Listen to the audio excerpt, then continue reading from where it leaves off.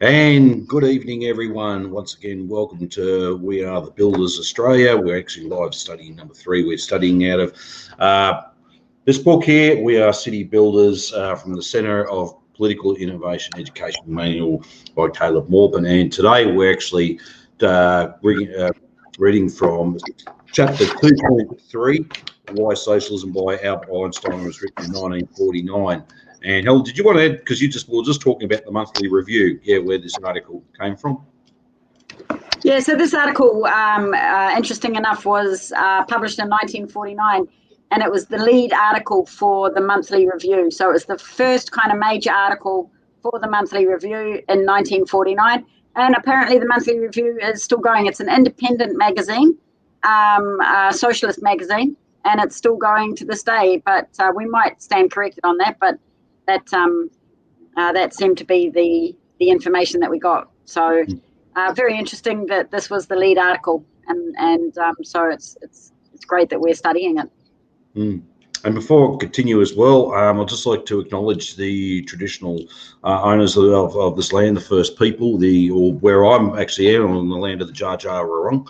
And I want to acknowledge their elders, past, present, and future, and also acknowledge their struggles against colonialism, against imperialism, against the same system that we're fighting, and recognise that their struggle is part of our struggle against the changing from imperialism to socialism as well. And we've always make sure that they are part of the working class with us, and black and white unite to fight in struggle. So that's why it's vitally important that we stand where we're united as a class, and certainly the First People are part of us. And if you've been listening, you're most welcome to join us in this discussion today. Well, look, what we usually do moving forward, what we do is we usually read a couple of paragraphs each, and then what we do, we'll go through the questions at the end there. And if anyone wishes to make any comments or ask any questions, feel free to make it in the comments section. Just before I go up, actually, I'll turn it on my Facebook and YouTube because it's both live on both of them. And so if I might have to just jot back and forth to see where that's happening as well. So where are we? Sorry about this, folks.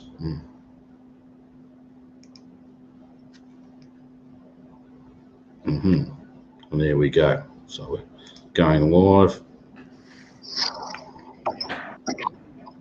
And I just want to check that for my channel. Just checking that so everything's going good. And I'll just make sure that volume's turned down. And yep, that's better. All right. Did you want me to kick off first, or did you want to kick off? I'll kick off if you like. Yep. Okay. All right. So, Why Socialism by Albert Einstein in 1949. It is advised. The question is it advisable for one who is not an expert on economic and social issues to express views on the subject of socialism? I believe for a number of reasons that it is. He goes on to say, let us first consider the question from the point of view of scientific knowledge. It might appear that there are no essential methodological differences between astronomy and economics. Scientists in both fields attempt to discover laws of general acceptability for a circumscribed group of phenomena in order to make the interconnection of these phenomena as clearly understandable as possible. But in reality, such methodological differences do exist. The discovery of general laws in the field of economics is made difficult by the circumstance that observed economic phenomena are often affected by many factors which are very hard to evaluate separately. In addition, the experience which has accumulated since the beginning of the so-called civilized period of human history has, as is well known, been largely influenced and limited by causes which are by no means exclusively economic in nature. For example, most of the major states of history owed their existence to conquest. The conquering people established themselves legally and economically as the privileged class of the conquered country. They seized for themselves a monopoly of the land ownership and appointed a priesthood from among their own ranks. The priests, in control of education, made the class division of society into a permanent institution and created a system of values by which the people were thenceforth, to a large extent, unconsciously guided in their social behaviour. But historic tradition is, so to speak, of yesterday. No, excuse me for a second. I just hope I haven't got an echo here. Oh, okay, I'll start that again. I do apologise. But historic tradition is, so to speak, of yesterday. Nowhere have really overcome what foreseen Veblen called the predatory phase of human development.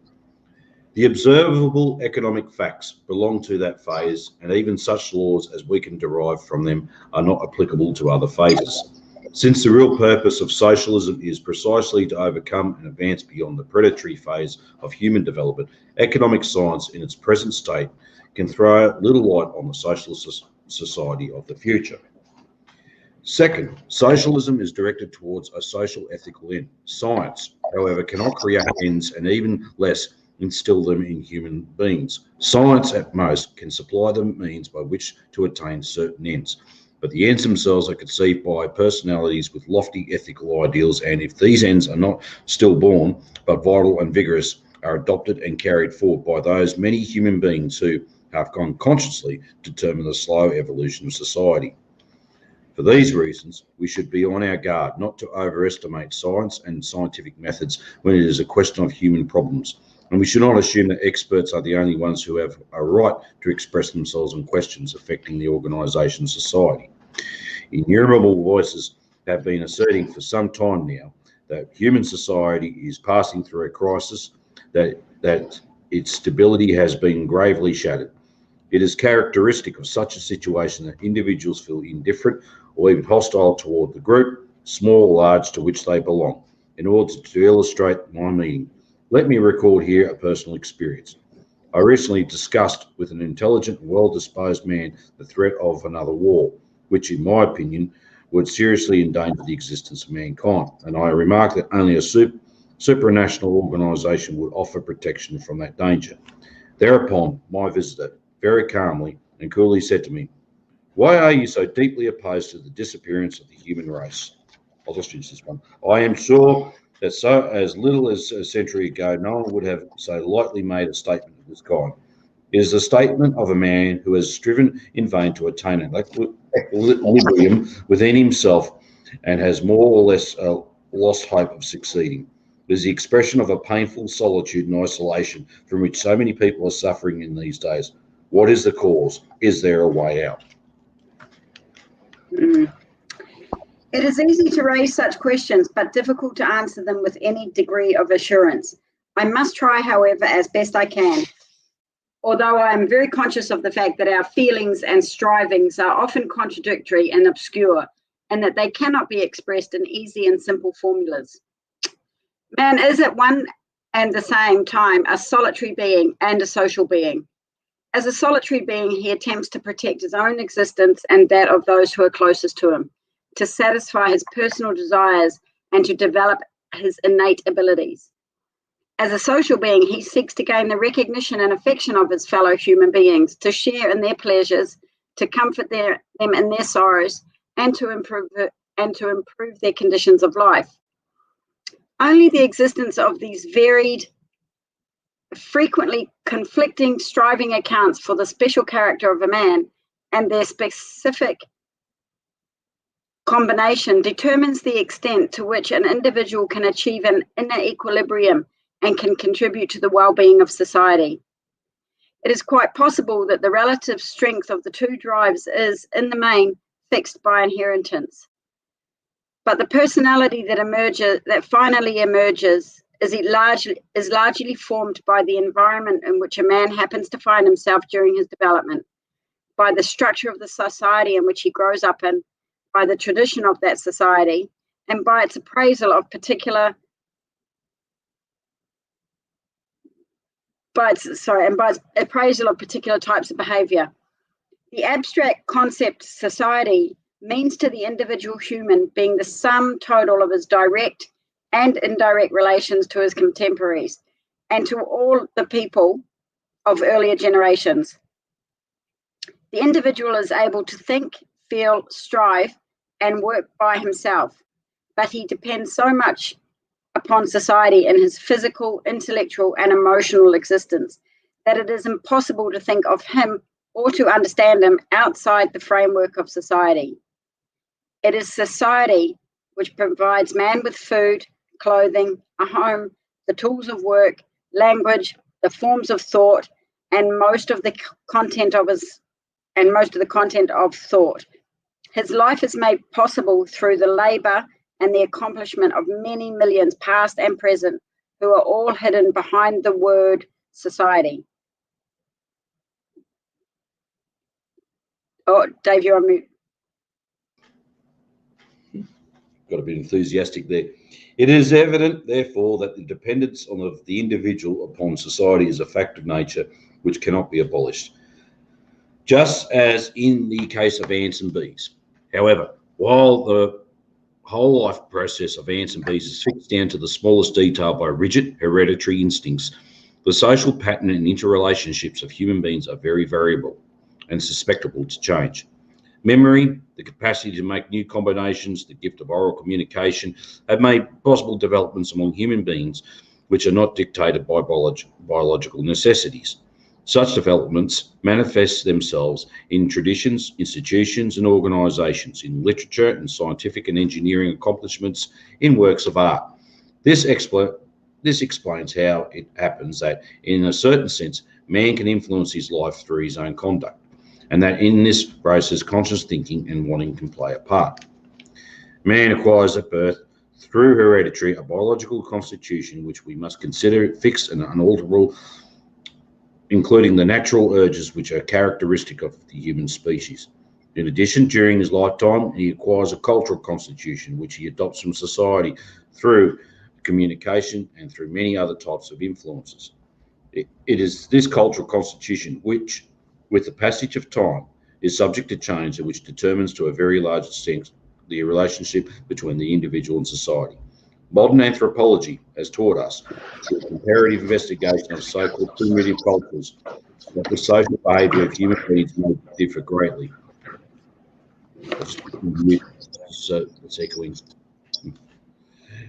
Depending upon prevailing cultural patterns and the types of organisation which predominate in society.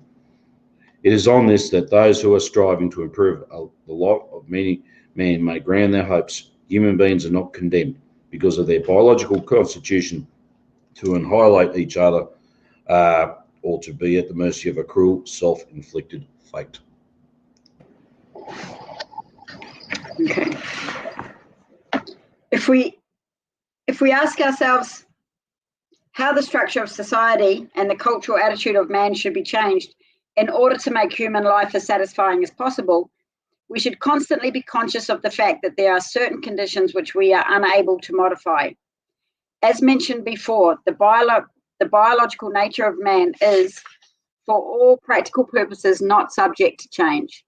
Furthermore, technological and demographic developments of the last few centuries have created conditions which are here to stay. In relatively densely settled populations with the goods which are indispensable to their continued existence, an extreme division of labour and a highly centralised productive apparatus are absolutely necessary. The time which, looking back, seems so idyllic is gone forever, when individuals or relatively small groups could be completely self-sufficient.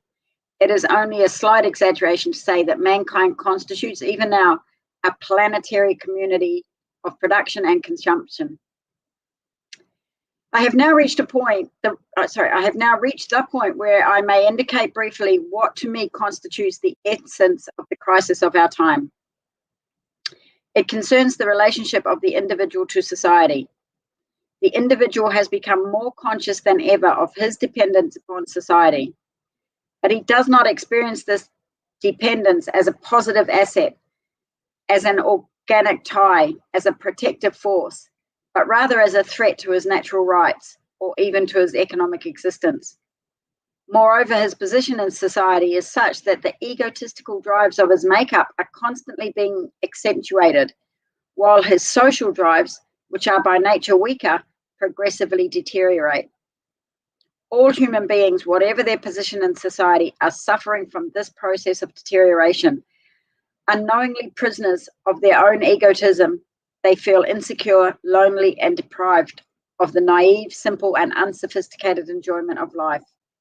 Man can find meaning in life, short and perilous as it is, only through devoting himself to society. The economic anarchy of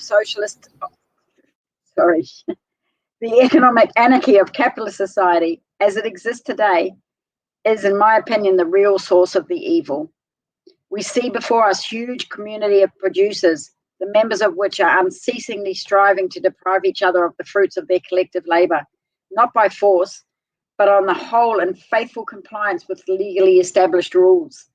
In this respect, it is important to realize that the means of production, that is to say, the entire productive capacity that is needed for producing consumers' goods, as well as additional capital goods, may legally be, for the most part, are the private property of individuals. For the sake of simplicity, in the discussion that follows, I shall call workers all those who do not share in the ownership of the means of production. Although this does not quite correspond to the customary use of the term, the owner of the means of production is in a position to purchase the labour power of the worker. By using the means of production, the worker produces new goods, which become the property of the capitalist. The essential point about this process is the relation between what the worker produces and what he is paid, both measured in terms of real value. Insofar as the labour contract is free, what the worker receives is determined not by the real value of the goods he produces, but by his minimum needs and by the capitalist requirements for labour power in relation to the number of workers competing for jobs. It is important to understand that even in theory, the payment of the worker is not determined by the value of his product. Private capital tends to become concentrated in a few hands, partly because of competition among capitalists and partly because technological development and the increasing division of labour encourage the formation of larger units of production at the expense of smaller ones. The result of these developments is an oligarchy of private capital, the enormous power of which cannot be effectively checked even by a democratically organised political society. This is true since the members of legislative bodies are selected by political parties, largely financed or otherwise influenced by private capitalists who, for all practical purposes, separate the electorate from the legislature. The consequence is that the representatives of the people do not, in fact, sufficiently protect the interests of the underprivileged sections of the population. Moreover, under existing conditions, private capitalists inevitably control, directly or indirectly, the main sources of information, press, radio, education. It is thus extremely difficult, and indeed in most cases quite impossible, for the individual citizen to come to objective conclusions and to make intelligent use of his political rights.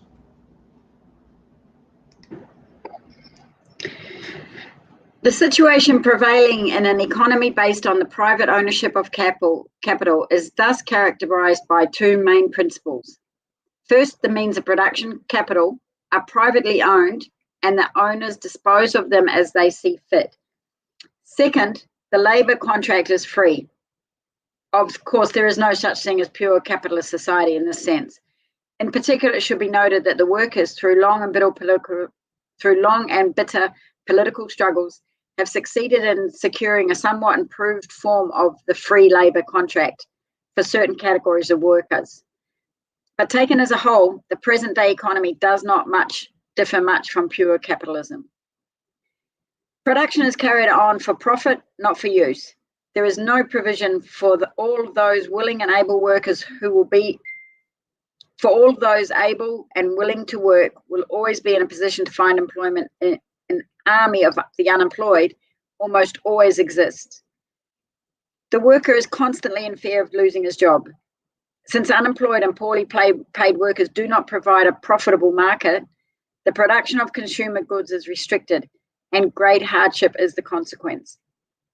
Technological progress frequently results in more unemployment rather than in the easing of the burden of work for all. The profit motive, in conjunction with competition among capitalists, is responsible for an instability in the accumulation and utilization of capital, which leads to increasingly severe depressions. Unlimited competition leads to huge waste of labor and to that crippling of social consciousness of individuals, which I mentioned before. This crippling of individuals I consider the worst evil of capitalism. Our whole education system suffers from this evil.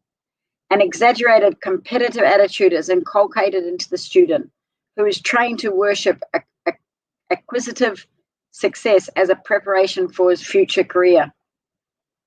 I am convinced there is only one way to eliminate these grave evils, namely through the establishment of a socialist economy, accompanied by an education system which would be orientated toward social goals. In such an economy, the means of productions are owned by society itself and are utilized in a planned fashion. A planned economy which adjusts productions to the needs of the community would distribute the work to be done among all those able to work and would guarantee a livelihood to every man, woman, and child. The education of the individual, in addition to promoting his own innate abilities, would attempt to develop him in a sense of responsibility for his fellow man in place of the glorification of power and success in our present society.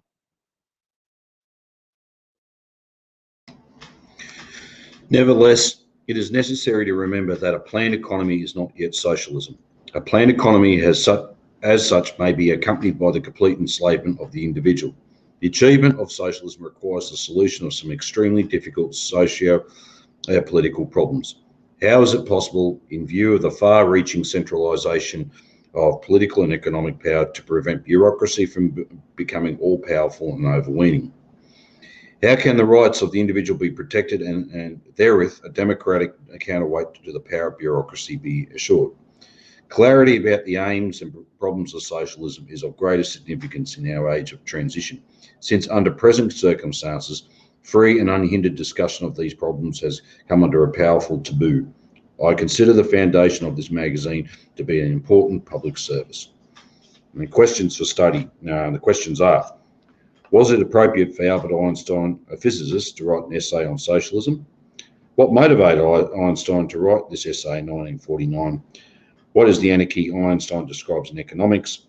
What is the difference between a planned economy and socialism? So, of theirs, but is there any comments? I'll just take you off mute. Any comments? And if anyone is listening in and watching, feel free to post a question or a comment as well. We can certainly try and address that. I think it's a brilliant article, and it's a brilliant critique of the individual versus the individual in that contradictory place of also being a social being. So I haven't heard it described as that, and I think it's brilliant, because we are individuals and we do have all of these certain individual traits, and it is important that we develop ourselves and that we that we keep our families close and so on. But then there's that contradictory thing of also being a social being as well. If we allow the individual to become all powerful, and we negate or we don't cherish ourselves as being part of a society, then we suffer. We suffer through mental health issues. We're not part of something much broader. We're not part of society. We're just little ants running around being individuals, and that doesn't work for humans. It doesn't work for ants either, because they work in a colony. But I find that fascinating what he was describing there. So I think it's a very good article. Yeah, well, look, I think that's quite. Ben's got for a small little article, that's actually, there's quite a lot in there, and what it describes, it's actually doesn't, it's not really wordy. No, I think you don't get so much lost in it. I think it's quite a lot of good questions. You can actually come out of that as well, but it's quite straight to the, yeah, it is more straight to the point as well. I think because one of the first question was it appropriate for Albert Einstein, a physicist, to write an essay on socialism? I think so. I don't know anyone else on this planet, but I certainly think it was great, especially coming from a physicist. I mean, it's basically socialism is a science, scientific socialism, matter in motion, and we're talking about quantitative, qualitative change, dialectical, historical materialism, and philosophy, etc. And this fits in perfectly into that mold. Absolutely, and I think you know, in the first pages he was going through talking about how similar all sciences are, but then he did say that, you know, the problem with economics, or the difficulty with economics, is that there are so many variables to take into consideration, and that makes it difficult to come to conclusions and so on. I think that's kind of what he was saying. Yeah. And just before I go to the next one, a big shout out to Nate from Sydney. Welcome, War Comrade. I saw your little comment there on Facebook. He's present here, so, and a big shout out to him as well. The next question was, what motivated Einstein to write this essay in 1949? Well, actually, I'll probably partly answer that, but obviously his essay, Why Socialism, was published for Monthly Review magazine. So it was the first article, had an article which you actually explained from the start of this live study we've been doing. And I guess that was probably part of the motivation, but I don't know if you've probably found anything else. Now, I've actually felt also to the achievements of the then Soviet Union too, up into that period, as well, also inspired him as well and motivated him. Yeah, I think the scientific side of discussing socialism would have been a motivating factor for him to write the article. The fact that socialism is a science, I think would have been a motivating factor, and I think it's interesting because he talks about the predatory phase that we're going through, and we're still in that predatory phase, and I guess as a scientist he might see that how damaging and how and that there's a way out of it as well. And he's saying that the observable economic facts belong to that phase. So what he's saying is that the predatory phase that we're in right now belong to capitalism. They haven't belonged to other phases, but they belong to capitalism, and they're not applicable to other phases. So that puts us, you know, in the period that we're in now in terms of human development and human society development, that puts us in a very unique position, and we have to come up with pretty unique kind of ways of overthrowing it, essentially. And that's what he goes on to say there. He says, since the real purpose of socialism is precisely to overcome and advance beyond the predatory phase of human development, economic science is in its present state can throw little light on the socialist society of the future. And I think, and that's interesting as well, because Marx also never said what socialism would look like.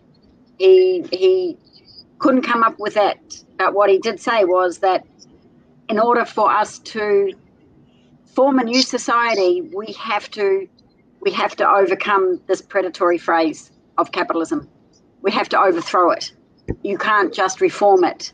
And there are many ideas about how there might be better economic system, and there are many ideas that, you know, we could perhaps use. but we can't use them unless we overthrow the existing predatory phase that we're in. Unless we overthrow capitalism, we can't use those other economic processes that people come up with. You know, they come up with the I can't think of them, but there's a new one that's just come out. It's called the something to do with money. Anyway, it's you know, and they might all be very good, sound economic ways of dealing with our economy, but they're trying to reform capitalism. They're not trying to overthrow it, and that's why it will never work. It will never. You can't reform capitalism. It's predatory. It's not going to allow itself to be changed or into something better. It may be forced to. It may be forced to for little periods of time. It may have to give up some things about itself, but you can guarantee that it'll come back with a vengeance and take whatever it's been forced to give. It'll take it back somehow, and twice over.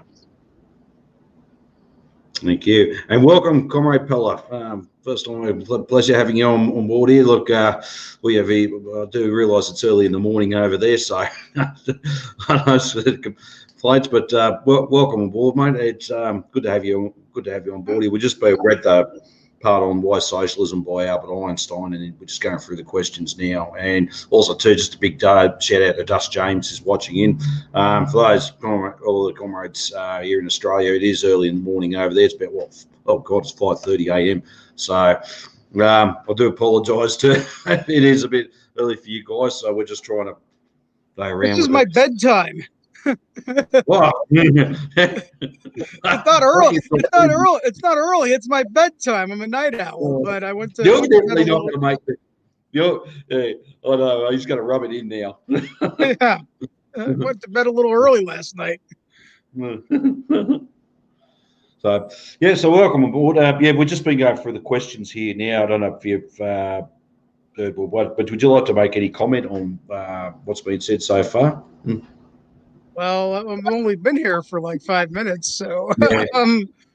But to further add on, I guess, you can't reform the neoliberal system. There is no reform. There is it's either I'm trying to think of the right terms for it. Sorry, it's early for me.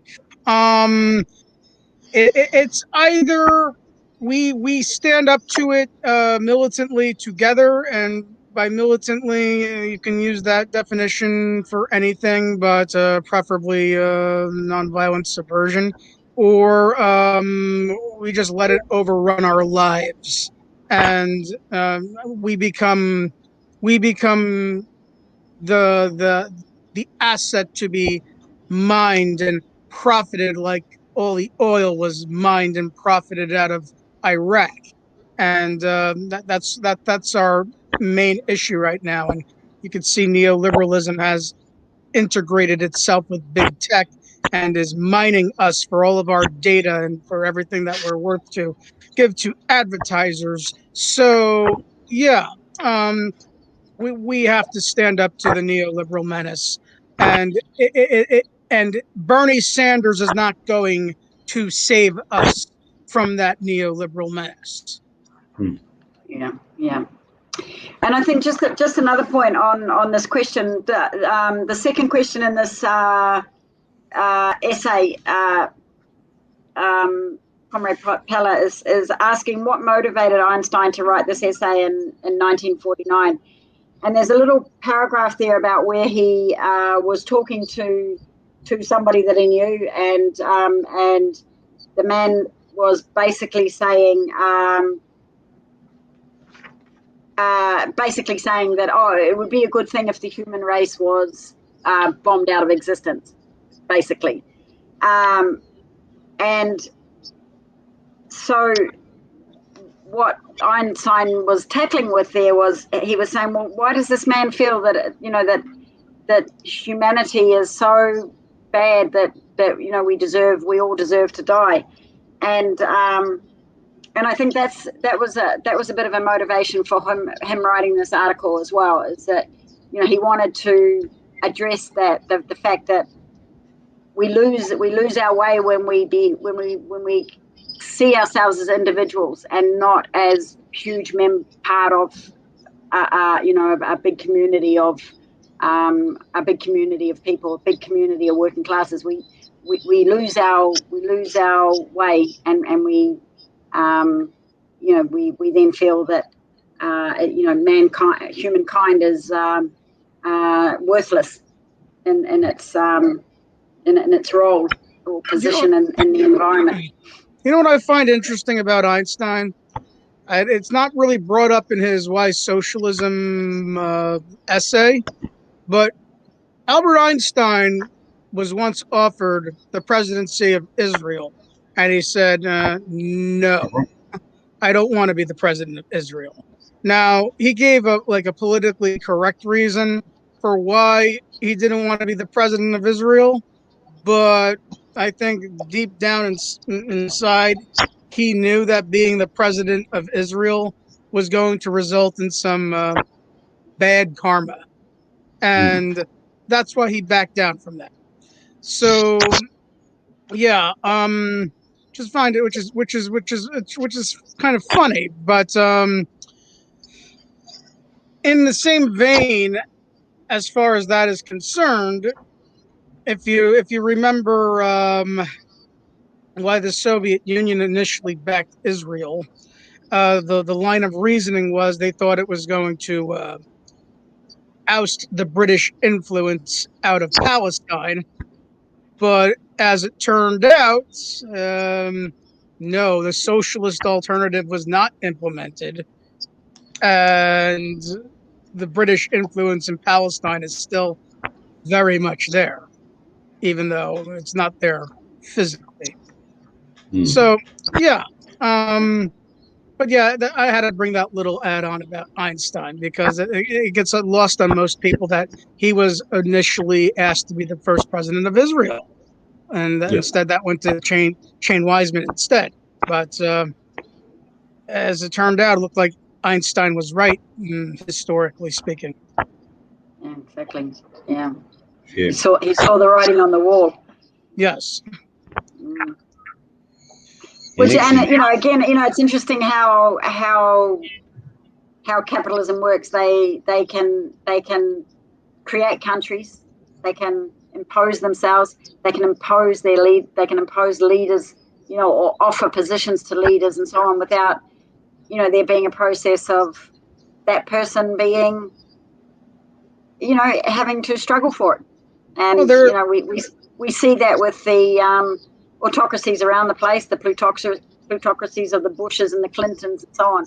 They're doing it again right now. They're the upper levels of capital in their nonprofit industrial complex. You could see them getting behind all these indigenous and decolonization struggles right now and dictating the terms of decolonization, and that's disingenuous, and it's dangerous for Aboriginal folks and indigenous folks to fall into that trap, into believing that the UN and the Ford Foundation and the Rockefeller Foundation are their friends. They are not their friends.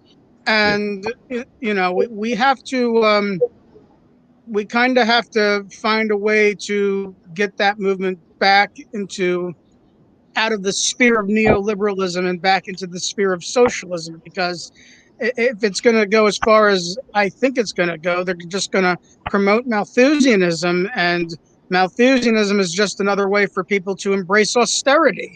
And people don't deserve to live in austerity. They deserve to have the best life possible with all progress and technology, whatnot. And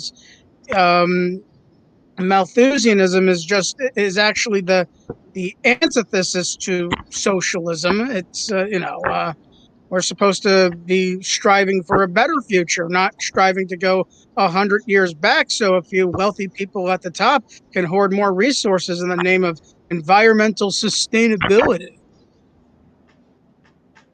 Totally agree. That's right.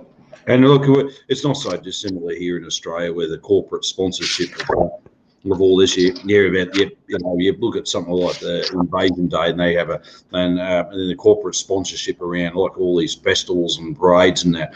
I mean, it's just totally trying to hoodwink their whole movement instead of actually back into a general militant struggle for their own. Yeah, well, God, the word just went straight out of my head, but I do apologise. Determination, if I put it that way. So I was watching the Macy's Thanksgiving Day Parade last year, and they had like their own Native American like heritage like dance troupe, and I'm like, what the hell is this? Why would Native American folks sell their own culture out to dance in the Macy's Thanksgiving Day Parade? That is totally against the movement for indigenous struggle. It's almost like selling out. It's sort of in that same vein as, it's June, so it's Pride Month. It's almost in that same vein where all these corporate companies are waving rainbow flags all of a sudden, and they're like, what are you doing? This has nothing to do with gay rights. And back to the indigenous subject, it has nothing to do with indigenous rights. It's about capitalizing and monetizing off of them, and we need to call this out. Exactly. And I think that's what we do. Actually, I saw that there was a post on Facebook. Someone had the rainbow flag and sponsored by Raytheon or something like that. Raytheon's got a comment. But I mean, Raytheon, we all know how that's a very cheerful company that was set up by the American CIA. Look what the shit they get up to around the world. And I mean, it's just like, well, there you go, people. There's everyone equal in front of the law and everything else. Now we've got all your rights and that, and it's all sponsored by these things, and that's what vitally important. We need to get that struggle back on the proper path, not being caught up by the corporate sector. And this actually plays on. It's interesting because the next question is, what is the anarchy Einstein describes in economics? And it sort of plays into that because basically we've seen, although in the traditional sense, you've seen the competition between the various capitalists, but eventually you'll see further monopoly and wealth getting into concentrated hands, but nothing's actually planned. A capitalist system is not really a planned thing. It's just when a government, whoever forms government has to put policies in place to uphold capitalist production. That's the basic things. Not now imperialism, which is now its highest order. And I get where he came from about that. It's not an actual thought out plan. Okay, you're going to be doing this. You're going to be doing it. You're going to be providing us for this. You're going to be providing the population, where production is merely set up for profit. It's not there to set up for anything else. Food's grown not to keep to satisfy our hunger and to keep us alive. It's there to make profit. Right. And I love the way he says the economic anarchy of capitalist society as it exists today, in my opinion, he says, is the real source of evil. And I think using those kind of words are really, for workers to understand that this is not, there's nothing benevolent about capitalism. There's nothing benevolent about neoliberalism. It's an evil system that imposes all sorts of degradation on human beings, not just from, poverty, but even in the education system, the degradation of the education system, the degradation of women, the degradation of men. It's horrendous. It's an evil system, and I think that's a great way of describing it. Oh, it's a system. It's almost like an octopus, but it's a parasitic octopus that uses historically oppressed people as a means to oppress people in the present time. And they try to make you think that it's all progress and everything's all hunky-dory fine. It's not. It's as I said before, it's disingenuous. Oh look, we got Kamala Harris in the White House, our first female vice president. Yay, good. And what's she doing on the down low? She's signing papers which drone bombs kids in foreign countries in the name of resource extraction and monopolization. And nobody raises an issue about that because people are too busy focused on the aesthetic and not the actual modus operandi behind the aesthetic.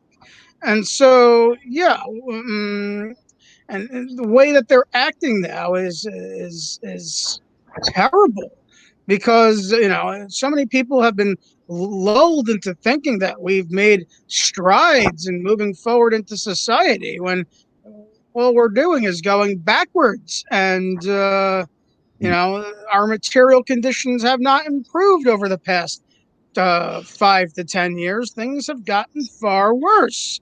5, 10 years ago, I was more or less living on my own, doing my thing, and now I'm back in my mom's basement because of COVID-19.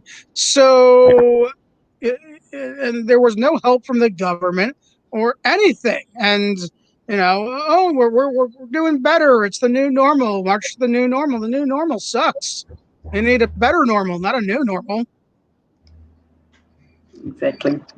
So I totally agree with you there. Yeah. It's just also too.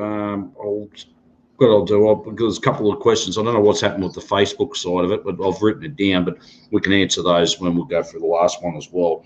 And the last one, it goes, what is the difference between a planned economy and socialism? And that was an interesting quote he put out there. And I'll just go back to where he wrote that. God, now. Planned economy wouldn't have never thrown 40 million people out of work. That's for sure. No. The name of consolidating power for big tech. That's for sure. Yeah. And I mean, it's interesting. Because he was talking about, well, I was just trying to work out what he was coming from here, because under socialism it would be a planned economy. And because what he wrote here, nevertheless, it is necessary to remember that a planned economy is not yet socialism. And I think he's meeting that transition stage. Don't quote me on it. I could be completely wrong, and happy to be proven wrong. To me, that looks like that transition period through to socialism. You'd have a planned period where you'd actually be organising the population to deal with the social ills of our society. Besides the COVID, we've still got cataclysmic climate change. We've got, the degradation of the planet. We need to rebuild. Even here in Australia, we need to do a lot of rebuilding of infrastructure again, as well, and upgrading everything, and mobilising people for it. So to me, that would be like a planned economy where, okay, now we've got some production. We can actually this is what we need for this. We need to actually build housing to deal with for the homeless and people who haven't got a house. You know what I mean? It's just look at that. Yeah. So it's sort of it's a transition. It's a form of struggle against the capitalists at the time. No, someone just sent me a message. Sorry, I do apologise. Yeah, and I think what Einstein's saying here is very interesting, because as I've been involved in socialist organisations, and we almost have a dogmatic way of seeing socialism. We call the planned economy socialist. That it's a socialist economy, but what that does is means that we're not really analysing how we go through, how this process is going to unfold, and the planned economy is something that comes out of the overthrow of capitalism. That it's the complete opposite of the archaic economic system of capitalism. So a planned economy but it doesn't constitute socialism yet. So no. And he goes on to say a planned economy as such may be accompanied by the complete enslavement of the individual, because you're going through a revolutionary period. You're going through something completely different and new, and you're planning your economy. You're planning your way out of capitalism, and you might still have a mixture of capitalist enterprise and a planned economy. So a planned economy doesn't constitute socialism, and once we kill capitalism once and for all, the freedom of the individual can be expressed much more, because we've done away with the old and we are now something new. But in that transition period, the individual may be completely squashed. We're not to limit in order to carry ourselves. out that process. We're not to limit ourselves to a planned economy. I'll say that much. That's not going to be me rejecting the concept of a planned economy, because some organizational structure is definitely needed as a means to get society to fit within the parameters of a certain economic model, as opposed to relying upon the beck and whim of the monopolists at the top. But yes, a planned economy is just a step, that first step into the direction of, pure socialism. That's not to say that we are to limit ourselves to a planned economy. It's just the lesser of two evils between an economy that is ruled entirely by the beck and whim of capitalists versus an economy that is more or less organized with social improvements in mind, as opposed to profits. Um, you know, seeing how everything has unfolded over the past year. You have all these conspiracy people talking about the quote unquote Great Reset. Um, the way that I looked at but here's the thing: the Great Reset's not a conspiracy. It's an official documents. It's relative to the British Crown, which initially called for it. So you look at how all this has gone on. They were encouraging people to spread apart. They were encouraging hyper individualized situations relative to people like combating COVID. Go further away from each other, move out of the cities, just log into your computers, and this is counterintuitive to actually fighting climate change, because if we're going to address the larger crisis that is climate change, people need to come together and work together and live closer together, and not rely on hyper individualistic mechanisms for their social day-to-day living.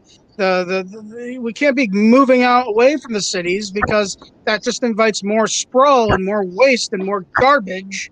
And we have to come together and consolidate everything and work within the same mindset, as opposed to just living in our individualistic bubbles and relying upon the anarchy of the market to keep us safe from pandemics and climate change. That's actually the antithesis to such. So yeah, I am one of those proponents for urbanization, but I do believe in green and eco urbanization. Switching to hydroelectric and nuclear power to power our centers of civilization. But we can't be moving further and further away from each other, because that's just inviting the prospect for more sprawl and more automobiles and for more resources to be exploited for the capitalists to profit from. So, we definitely need to move into the direction of a planned economy. But then after that, and we don't even know the time frame. This is still a question that we're debating today. We have to, I don't want to say a decade, it might take longer than that. But then after maybe 5-10 years of society working with a singular mind, that's when you start going into unplanned economic socialism, and then you'll see whether or not the theory of Marx's communism is a true theory instead of a law, or what I mean, a law instead of a theory. That's true. That's true. At least then we can begin to practice. We can put into practice what what Marx was talking about. At the moment, we don't have that opportunity. But I think you're right, very much right about the coming together of people, and the fact is that COVID has pushed people away from each other. You go into the supermarket and everybody virtually runs away from you down the aisle because they're terrified of getting COVID. And I understand it's a virus. It's killing people. There's no doubt about it. But I think there's much better ways of managing these things than what capitalism is capable of doing. And of course that's always the contentious point, isn't it? And but I think I think what Einstein's got to say about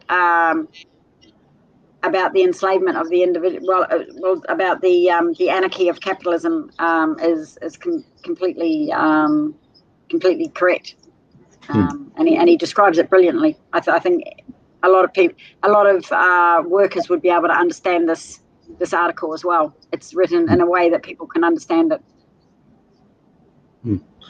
Well, what's interesting too, because I don't know if it happened in the US so much, but I know here in Australia, even just recently, again, we're now in a lockdown here in Victoria. And when it was announced, everyone's also packed out the supermarkets. Once again, they were buying up huge amounts of toilet paper and all the others. There was none wasn't necessary, right?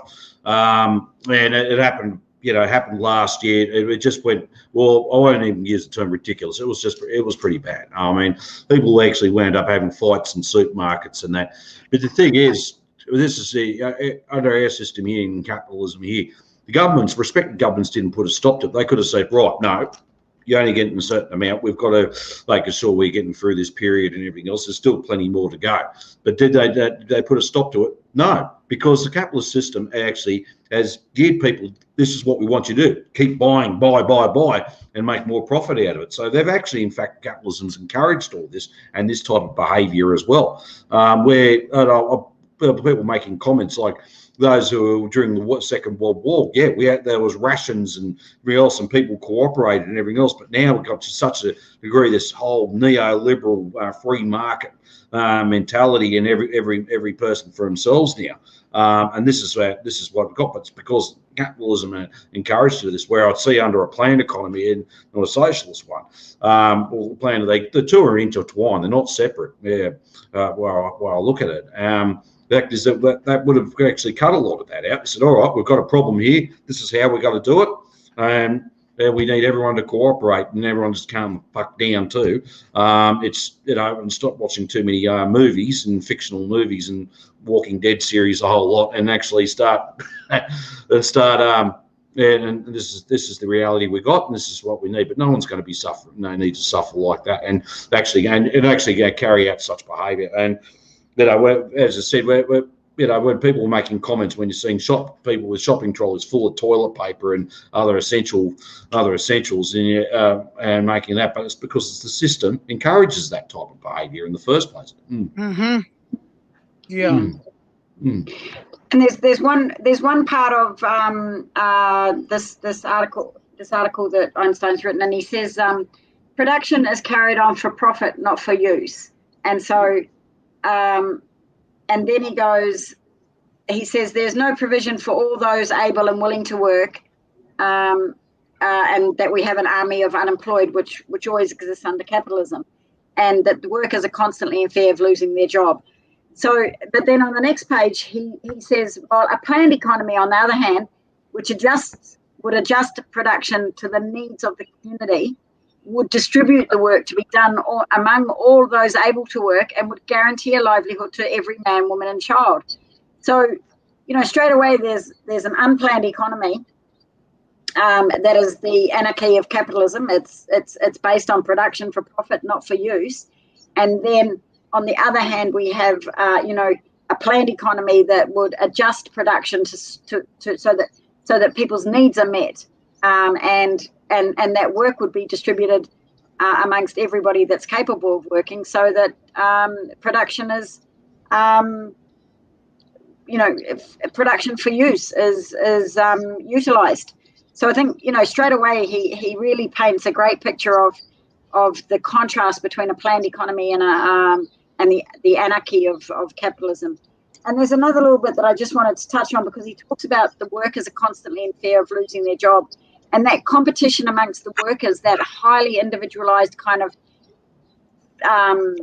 fear we have now of losing our jobs. And so you end up with these purple circles at every single workplace. I don't know if you call them purple circles in the United States. They're where workers band together. They basically suck up to the boss or the supervisor to make sure that happens here too. Well, to make sure they get taken to the next job, or maybe a few crumbs that are thrown around the place and so on. Well, before I arrived in retail, hell yeah, that's been the attitude at my current workplace, which I've only worked for about a year. For the past 7 years, I've been a tour guide for the most part, and was left to my own devices to make my own money and whatnot. But since COVID destroyed my industry, or I should say, since big tech decided to make the tourism industry a virtual tour industry, I've been rendered into the retail industry, and my observations in retail, is everything that you've been saying. It checks out. You got a lot of customers who, they don't think of other customers. They just hoard and hoard and hoard more products because they're living in this doomsday scenario.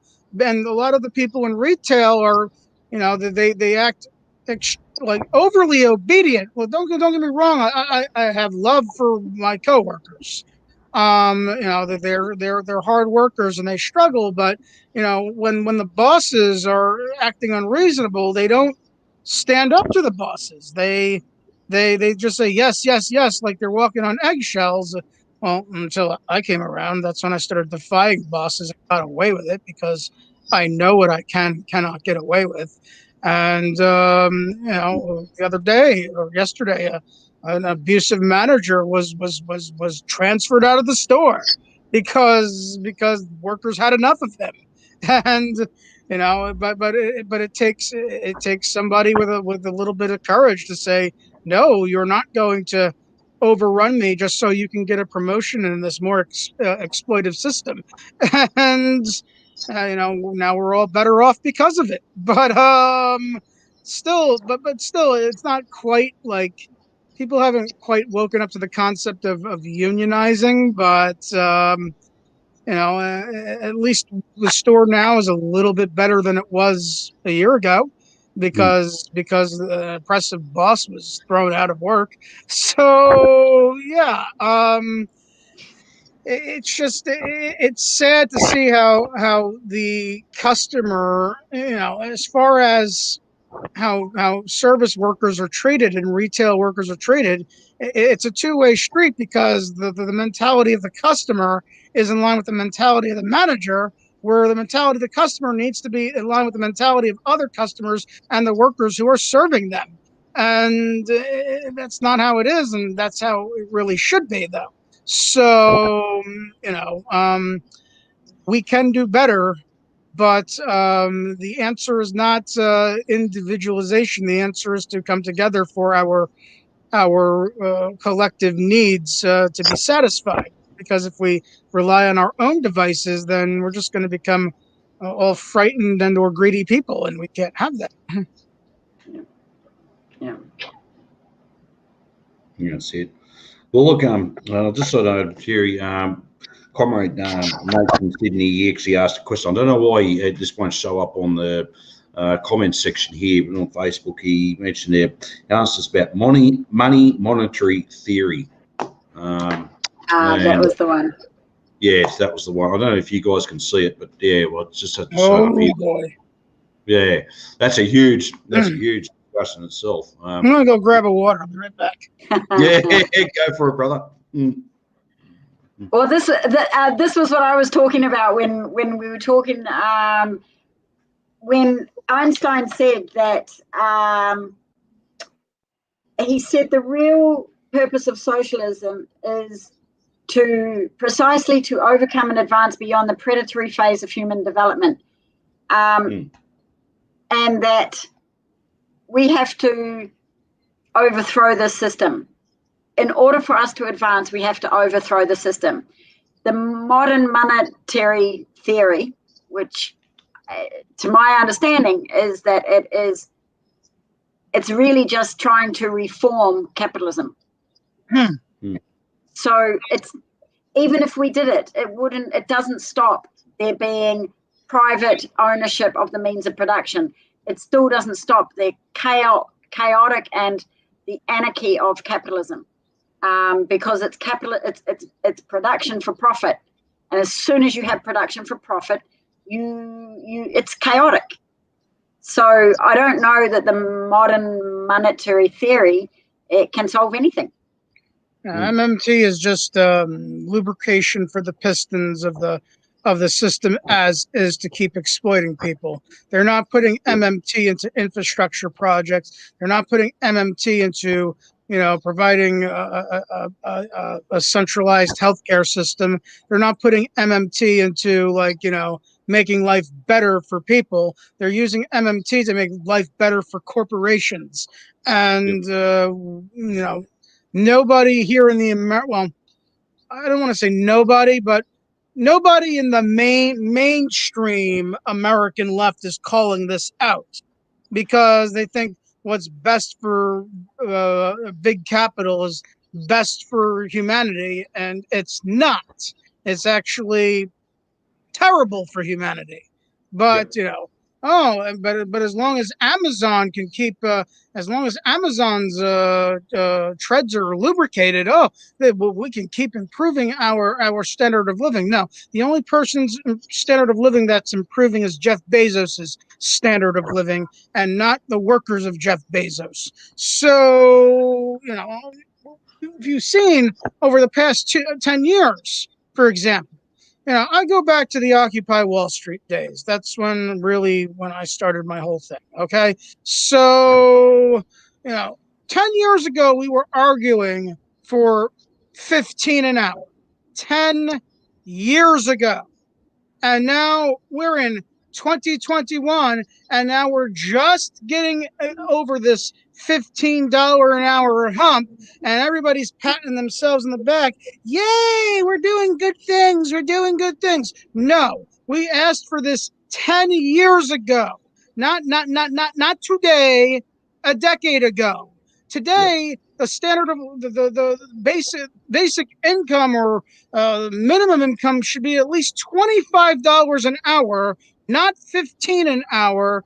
And we're celebrating false and hollow victories. So now we have to take this to a point where we don't ask for 25 an hour anymore. We ask for a living wage, which is adjustable to inflation, because right now, as things are operating here in the American left, it's just disastrous. It's all in the favor of big capital, and that we can't be under this umbrella anymore. And as far as going back to the subject of modern monetary theory, we didn't ask for basic income for the upper levels of capital. We asked for basic income for the people who work at the beck and whim of the upper levels of capital. And it's just an extremely perverted and distorted theory meant to hurt more workers and not help workers. And, we also, this is all being powered by the Federal Reserve. Well, how come nobody's mentioning to nationalize the Fed? How come we can't nationalize our central bank to invest in the people of the United States? Instead, we're demanding that the national bank just props up these parasitic companies which keep exploiting us and keep exploiting people in the global south and everywhere else in the world. And because modern monetary theory is just basic income with perverted tendencies. That's all that it is. And we need to stand up to that as well. And it's not socialism for the poor, it's socialism for the rich, and it needs to end. Yeah. And actually, this is all reflected too, like all the various free trade agreements, especially Australia's. I mean, but let's just sell everything off and rip the guts out of out of this country here, turn it into a big mine and all we're left is with a big super pit, nothing else to produce at the end of the day, and all the wealth has gone into Wall Street and into London and Tokyo, etc. And there's been big discussions about this in Australia, but really we've been discussing this for the last 30 years, and we've still haven't moved 1 inch ourselves here about it. There hasn't been any proper strategy put in place. We're trying to work within the frames of it, or just what about we just do that, change that policy there, do this, do that. And I think and this is why the purpose of these programs and trying to educate people. I said, look, those days are gone. I mean, we've got to actually now have some much more radical thinking, revolutionary thinking moving forward here, because I'll just go. It was all in this today. We're going to do all we're going to do is just keep running around in a ditch and going nowhere, and just going to suffer this. But hang on, just what I was going to say. And especially for Australian audiences here, I hope you all realise that the federal government signed a free trade agreement with Great Britain or the United Kingdom. That allows them to dump all their stuff here because they lost out on the European market. Yeah, Brexit. And look, I'm going to put my hands up. I'm quite supportive, good, on the Brexit. But what do? The capital solution for them? Oh, well, we'll just use Australia as an hunting ground instead. So this is where we're looking at. So. And I just want to make sure we aim for that, because there's been a lot of, also, I don't want to go too far off track. There's been a lot of China bashing and everything else in Australia. I said, well, no, they're not the problem. There you go, United Kingdom. They're going to be enforcing their rules and everything else, their corporations, British corporations, onto us, and that as well. So there's your modern monetary theory there. Sorry, the counter thesis to modern monetary theory here in the United States, as dictated per the capitalists, is modern austerity theory. That Trump got into office based solely on one thing. A lot of the liberals here in this country are saying, oh, Trump got into office because of racism, sexism, racism, sexism, racism, sexism. This is the most racist, sexist, whatever country in the world. That's not what got Trump into power. What got Trump into power was him running against the Trans-Pacific Partnership, which was the big free trade agreement that was supposedly to outdo NAFTA. Americans were afraid that more jobs were going to get shipped overseas. They were afraid that multinational corporations were going to start, having their way with the U.S. sovereignty. That's what got Trump into office. So we have this fake counterculture here in the United States with that is built on economically right-wing Hayek policies, based on F.H. Hayek, who argued that we shouldn't be pumping money into the system. We should be taking money out of the system and letting the big companies just, fail if they must or whatever. This is also wrong. This is a wrong way to go about it. I mean, the current modus operandi is wrong, but the answer to that is also wrong, because it's just keeping the financial institutions in power, absent of being propped up by the Federal Reserve. They want to abolish the Fed, and guess what? The people at the top will still be at the top anyway. The Federal Reserve is specifically in New York. You know how much gold is under that building? About, I would say, 25% of the world's known gold supply is underneath Liberty and Chambers, Liberty Street, and what's the other street? Cedar Street. It's underneath that. Okay, so you get rid of the Federal Reserve. Okay, guess who keeps all the gold anyway? The people that just got were just thrown out of power. Those who keep the gold keep the power. That's why they want to go back on the gold standard, because the gold standard is already monopolized by these upper 1% companies, and these libertarians are too stupid to figure it out. And the direction that we're going the direction that we're going. Oh, well, modern monetary theory is socialism. No, it's not. It's socialism for the rich. And what we need is to have a central bank that gives back to the citizens of the country, not giving to the upper levels of capital. But meanwhile, we can't get rid of that central bank at the same time, because the upper levels of capital will still be the upper levels of capital, just without, money, fiat money printed out of thin air to keep their treads lubricated. So, we have to develop a serious anti-capitalist counterculture to this fake counterculture and to this actual culture that's happening, because it's what is necessary for us to advance as a country. And also on your behalf too, because I sort of relate with Australia. I mean, it's weird to say that. I don't know anything about Australia. I've never been to Australia. I think there's a lot of I know there's a lot of snakes there. That's about it. But the thing is, what I see happening at the top of the neoliberal system is the people who are at the top of the system in Australia, and the people who are at the top of the system in Australia are the people at the top in our system, although they pretend that they're not to, because we're supposedly free and independent. No, we're not free and independent. Those same British bankers, which are leeching resources and exploiting your people, are still leeching resources and exploiting our people, but through various different channels, to the point where it appears American and not as part of this actual Anglo Euro banking cartel that is running the whole world, and nobody's calling it out.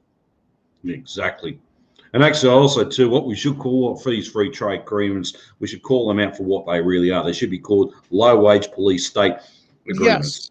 Right. And that's what the whole global order they want. They want everyone on, poverty wages based, or poverty income, with the backed up with a full-on militarised state to enforce it.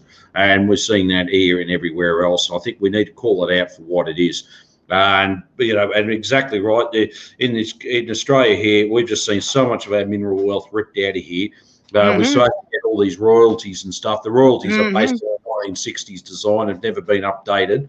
But the multinationals like the Rio Tintos of the world, that we all know, even the Queen of England herself is one of the major shareholders in it, and and they're one of the most cheerful companies around. They sponsor despotic regimes, and sponsored paramilitaries in Latin America, South or Central America, everywhere elsewhere. They back Mussolini, and also Franco in Spain. They're so very cheerful, multinational. They're not very loving, caring, and sharing at all when it comes to it. And when it comes down to also the first people of the land, everything else, all the sacred sites. No, that comes second place. Sorry, but we want the mineral wealth. We're prepared to destroy that in order to increase more profit. So that's what we're sort of what's going on here as well. Who is the largest private landlord in the world? Does anybody know this answer to this question? You're on mute. You're on mute, Helen. Yep. Sorry. Who is the largest private landlord in the world? Jesus, you'd have to say the Queen of England. Not the Catholic Church, but the British crown. They own 6.6 billion acres of land. Okay, look, of that 6.6 billion acres of land, you got to think of all the gold, all the minerals, all the fresh water, all the animals, all the things that they own underneath their scope of influence. And what is the neoliberal system tied to? Well, it's tied to the people at the top. And who are at the top? The people who are above national laws. That's who's at the top. So, they keep blaming China for everything. No. It's not China. It's private landlords. It's the same private landlords and aristocrats have been running things since the days of Karl Marx. They're still in power, and they need to be ousted out of power if we're going to move beyond the neoliberal capitalist paradigm. It's just that's what needs to happen. But, focus on communism, focus on evil Russia, focus on evil China. No, no, no, no, no. It's the same European aristocrats that are doing the same messed up things that they've always been doing, and people need to wake up to this. Yep, that's exactly right. That's exactly right. And because I've said to many people here, Australia, China hasn't come marching in with guns and taken anything. They haven't stolen anything from us at all. They never fired one shot at us. They've never, as I said, they've never sent a military force to oppress people. Nothing. They haven't done anything to us. And who's been trying to take over China for the past 100 years? Yeah, exactly. Exactly right. UK, many others now. Yeah. So exactly. I think that whole issue of when Marx talks about consciousness, it's very difficult to get people, and yet people do understand it at its most fundamental level. People understand that they're being ripped off. They understand that they are not earning as much money as they are making for the boss. So they understand that they don't need the bosses. They understand that. They intuitively understand it. They know that they don't need the bosses. They know that the bosses need them. The country can't function without the working class, without the workers, and creating the wealth. But that shift, they've got us so psychologically bound to the system, and not just psychologically, even materially, in terms of, we play the stock market, thinking that equates us to the Jeff Bezos of the world, or that we're part of the system because we're able to play the stock market, or we can buy Dogecoin, or we can buy Bitcoin. So we're part of the system. We want to buy our houses, and so we invest our life in buying a material concept of something that we can call our own. And I don't necessarily think that owning a home is a bad thing, but it's that process of ideology that goes into saying that if you buy a house, you've got something invested in the system. We're all in this together, except for the banks don't give a rat's ass about us, and they'll put the interest rates up as soon as it becomes viable for them to do so. And people will be tossed out of their homes and so on. It's the system doesn't, and yet our consciousness is still grappling with the idea that somehow that's acceptable. All taxes and tithes go to Caesar. All taxes and tithes go to Caesar. Just remember that. And, you just look at who's Caesar in our modern day life. And, we're all invested over crumbs in the hope of getting more crumbs. But we're not going to get beyond a certain level of wealth because the people at the very, very top won't allow for it. No, right? That's it. Yeah, they try to say Jeff Bezos is the richest guy in the world. No, he's not. Yeah. No, in terms of actual wealth, in terms of who owns the means and modes of production, the people who own land and gold and resources and art and all these aged I'm trying to think of the right term for it. These aged, like fine wine, like these aged fine wines over the past centuries. Those people are the wealthiest people on earth, and that's who we need to be angry at right now. Not people. People who are invested in the system. We got to be angry at them, but they're not the chief culprits behind the operation of the system. It's the people at the top who are the chief culprits behind the operation of the system. The people who profit off of oil and profit off of resource extraction. Now, that's who we need to be angry at. Right now, the way that the that the left is designed in the United States. They got people being angry at common people. Common folk are angry at common folk over degrees of privilege and race and all these non-scientific phenomenon. And while I do think there was a class of less oppressed people versus a class of more oppressed people, the people who are doing the oppressing are oppressing both classes, and nobody's paying any attention to them. And now is the time to do so, especially in the wake of this COVID pandemic, which has transferred more wealth to the people at the top than the amount of wealth that they have stolen over the past 18 years combined. So, yeah, we are in a world of trouble right now. And we're all so busy on following academia's lead. And by the way, who bankrolls academia? Oh, the same people at the top. They're dictating the terms of the revolution, and so-called revolutionaries aren't getting wind to this. And we need to raise the alarm. Ding, ding, ding, ding, ding. We are in a state of emergency right now. Working people and petty bourgeois people, everybody's in a state of emergency because the people at the top are ready just to take everything and pit the workers and the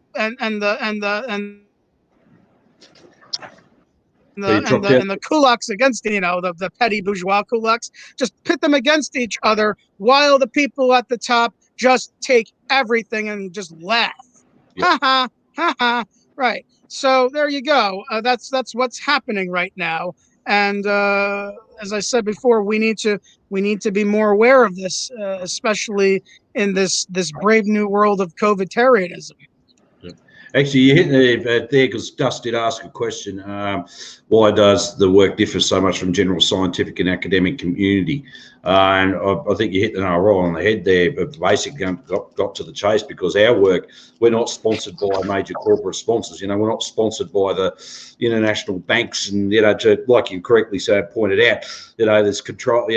Sponsoring how you're going to carry out your revolution and everything else. And because if you want to put it that way, but our work is very real. It's on the ground. It's grassroots. It's day-to-day, everyday concrete reality. And it's actually with the concrete reality of for everyday people like you, ourselves, and many other people out there trying to make ends meet. That's why our work differs greatly, because we're experiencing ourselves. We're at the coalface with it, like everyone else. But what we've done is been learning, and also consistently learning, but also having a complete understanding about the system and the need to change the system from capitalism, imperialism to socialism, and often many and to discuss and organise to how we can get there. I think that's really important about it. So it was an important question Dust asked there. That's how it differs. But I'm just also wary of time as well, because it's going to come at 8:30 here in the evening. But yeah. Do you guys want to add anything else? Well, actually, I just want to just touch on Dust's question, and that is that academia here in the Western world and scientists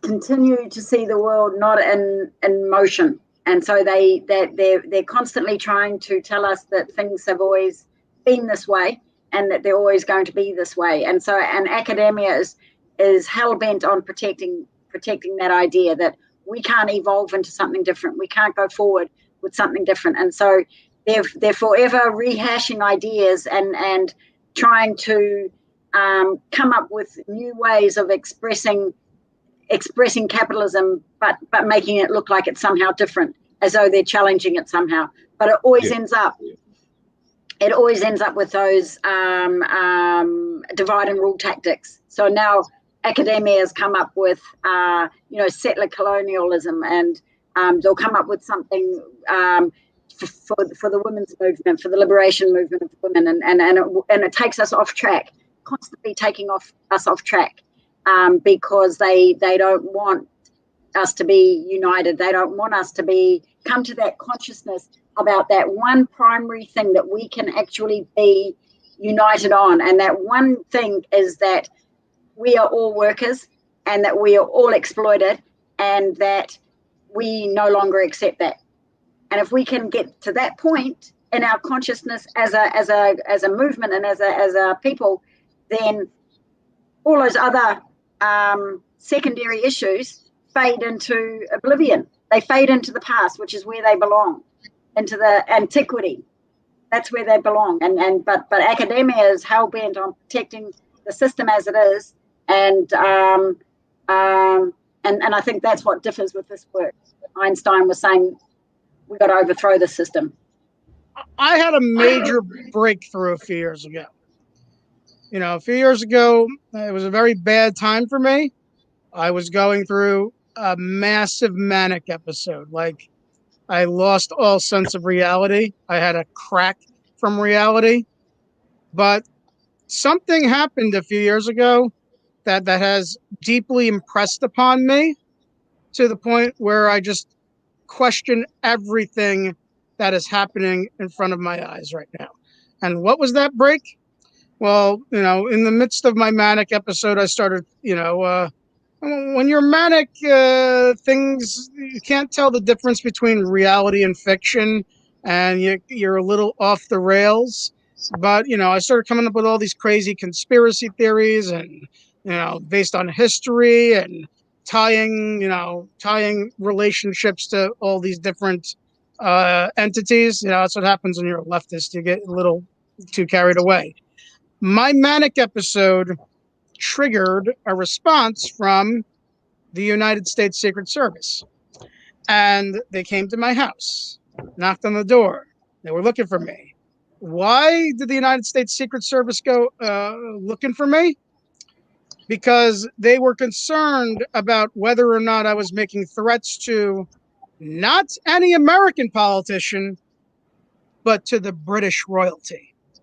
Now, why would the United States Secret Service, and remember, I live in the United States, I don't live in the United Kingdom, okay? Why would the United States Secret Service be threatened or be worried about somebody who was making in a manic episode, making nonsensical threats to the entity that the United States declared its independence from? So what's going on here? Who really runs this country? Because if it was the American people running this country, then evidently they would have no reason to come to my house asking if I was making threats to the British royalty. If I had the same candor towards people from China, they would never come to my house because I'm making imaginary threats to the Chinese, which is big bad boogeyman Chinese. But oh no, you're making threats to the British royalty. Why do we care? Why do we care? Oh, because they're our allies, blah, blah, blah. No. It's much more than that. Okay? So in my manic episode, I figured out what was really, well, it's weird because I couldn't tell between fiction and reality, but I figured out in hindsight who's really running the show here. And you just apply that and just take away the term Commonwealth and replace it with empire. The empire has never gone away. It's still there. And it's just politically correct now. That's all. The empire is still there. And it's just administered by someone else. If we're going to get beyond the neoliberal system, we have to get beyond the state of commonwealths and empires that are still directly and indirectly running the world for their own profit. Exactly. And I think that's a very good point to know, a very good place to finish on. As you say, Dave, just in terms of time and so on. Yep. Well, look, I mean, this has been a great discussion, not quite lively. And look, thank you, Comrade Pella, for coming on as well. And look, I just want to let everyone know too, Comrade Pella has his own YouTube channel. I believe it's called Red Illuminati, is it? It's the Red Illuminati. Red Illuminati. But you You can also add me on Facebook. I'm Pella Libertas on Facebook. I'm mostly on Facebook. Normally I start making videos and stuff when I get kicked off of Facebook for whatever reason. So that's when I really make videos. That's when I have something to say, but have no other way to say it. But yeah, you can either subscribe to my Red Illuminati channel on YouTube. You can add me at Red Illuminati on Twitter, but there's an underscore with 2 eyes at the end because the one eye got monopolized. Or just add me on Facebook, Pella Libertas, and yeah, that's how you find me. Good stuff. That's great. And you're doing some excellent work. Keep up the great work. Also, a big shout out to We Need Critical Thinking, and also to Comrade Freaky, comrade of ours in Darwin. He's one of the first people, First Nations. So been watching this as well, and also to my partner Alia. She's been watching it via Facebook. So, and thank you, babe, for watching this along with us and putting up with us. And yeah, and anyone else I missed out, I do apologise. Look, a big shout out to everyone. And look, if you just want to participate in this, just send me a message. Facebook message would be preferable, or if you have some of you are on me on Twitter, you could do that as well via there, and we'll certainly send the links.